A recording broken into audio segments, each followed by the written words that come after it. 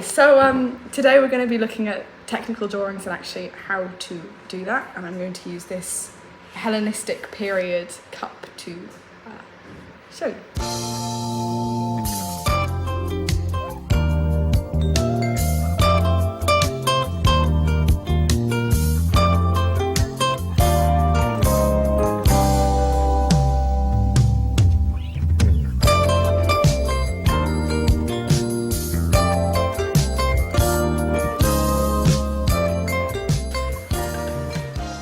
Right, so the first step is going to be drawing out a baseline. Essentially, it just sort of grounds it and shows, you know, the bottom of it. So all you got to do for that, I know it's really complicated, is you just basically draw a line. Ideally, one that's an even number, because then it's easier to draw a midpoint to. But, yep, you just go all the way across like that. Simple as, right? Baseline. And then in the middle of that, so I'm just going to measure it just to make sure I have done it as an even number, and I have. I'm going to measure it and just go in the middle of that and make a midpoint line. I'm going to go up.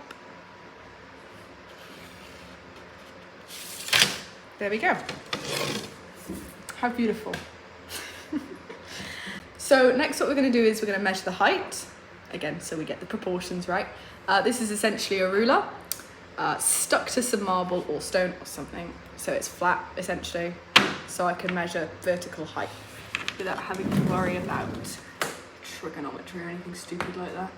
So that is 6.2 in height. So just make a mark where 6.2 is.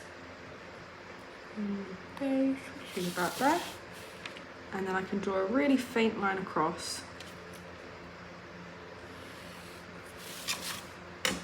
There we go. So next what we're going to do is we're going to measure the diameter of the top and the bottom, so the base and the rim. And to do that, we're going to use a diameter chart, which is essentially just a load of circles and, you know, how big they are. And it basically means you don't need to have the entire piece, or more or less the entire piece, to figure out how wide it would have been, because you just sort of find which circle matches it, you know, if it's like that or if it's like that kind of thing. So I'm going to measure it. Unfortunately, this one isn't entirely regular shaped, so I'm just going to get the average of it, which is about 10 at the top, which means 5 on either side of the midpoint. Just draw that in. There we go. And then I'm just going to get the base of it as well.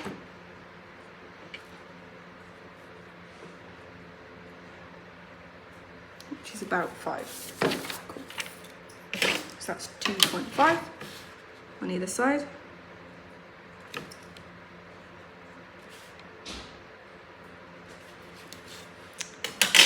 And there we go. This is the base we're going to start doing the silhouette line from. So next what we're going to do is we're going to sort of take a silhouette line so we can get from the base to the rim in the right sort of shape, because it's not a straight line. You can use one of these, which will essentially make an impression based on, you know, the pot, and then you can just trace it. But I'm not going to use that because I don't want to. And I'm instead going to use this, which is essentially just a flexible bit of wire, because you're more likely to have that to hand.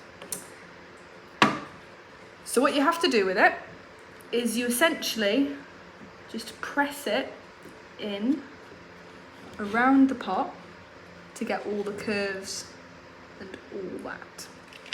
Okay. I've got to make sure you can actually get the wire off, which is quite important. And then that is the silhouette line of the pot. So what you just do with that is you just line it up with where you put the base and rim lines, and you just follow the curvature of it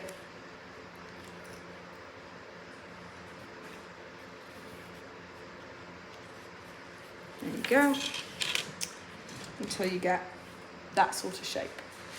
And you essentially just do the same on the other side. So if you give me just one moment.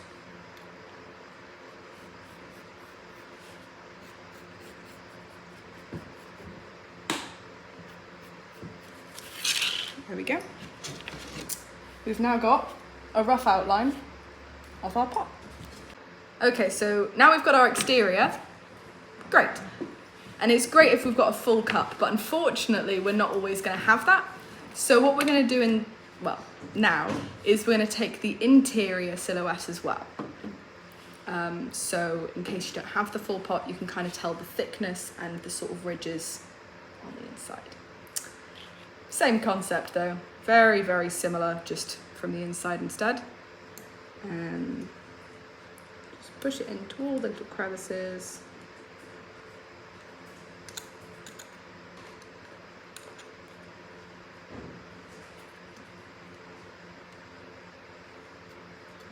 There we go, and that's the inside of our pot. So again, very similar, wrong one. But this time we go on the inside and just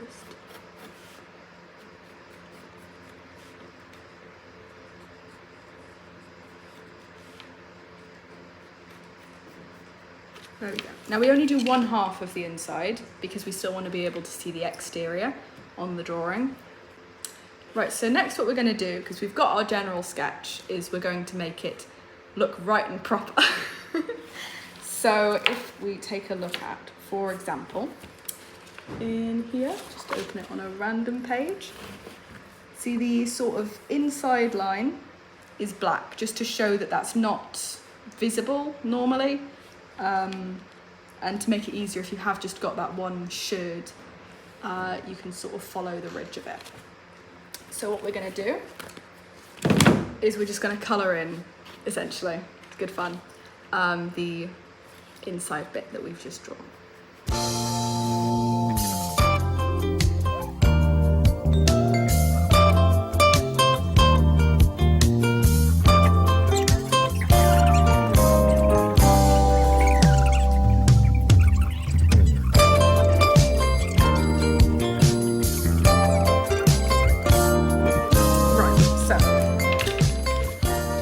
That is pretty much a finished drawing.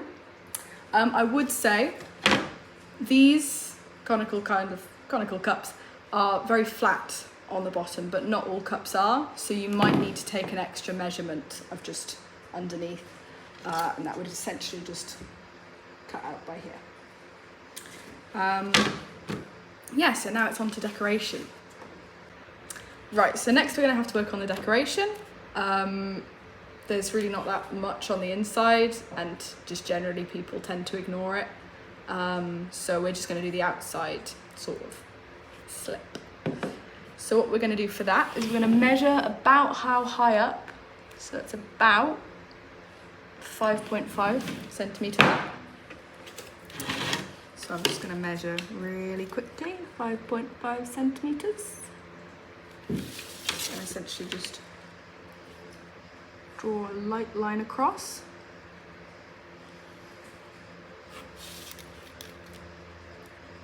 There we go, there's a lot of neatening up of these things because you want the lines to be quite crisp so it can be identified.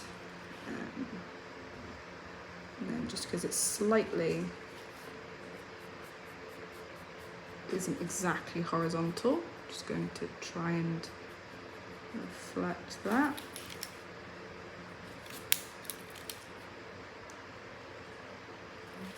And then basically you just colour that bit in.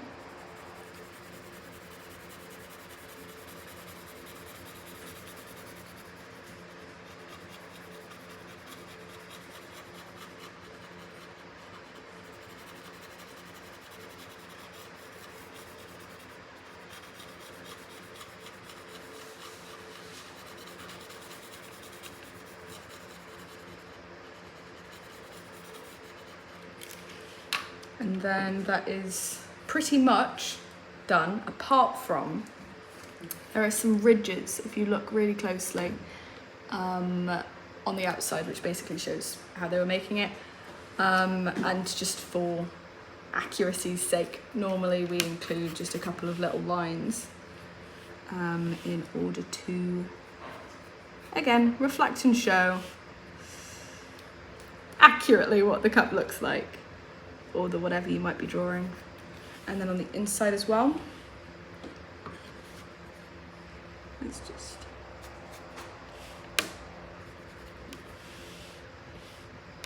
make that just a little bit longer.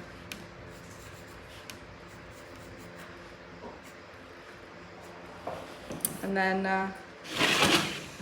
there you go, that's a completed conical cup. Okay, so that's the drawing all done. Unfortunately, there's a little bit of writing that has to be done in order to sort of contextualize it, which normally includes if there's a label on the box or on the specific cup, then you include that. But because there's not, we're going to say it's a 1-to-1 scale, because that is the same size as that. Occasionally you will have to change it if it's massive or tiny in order to sort of either fit it all on the paper or to sort of show the detail, you know, on the page properly. So it's 1-to-1 scale. Then you put the date, which happens to be the 15th today, and you sign it, which is always fun. And you also include a scale, which this is graph paper, so fortunately it's not super difficult to figure it out, but you basically just do a little line that's 3 centimeters long. I mean, you could probably change that if you really wanted to. You could do a bigger one. So exciting. What length is the line gonna be? And then you basically just write it out as if it's a ruler. So you can just see the scale it was in.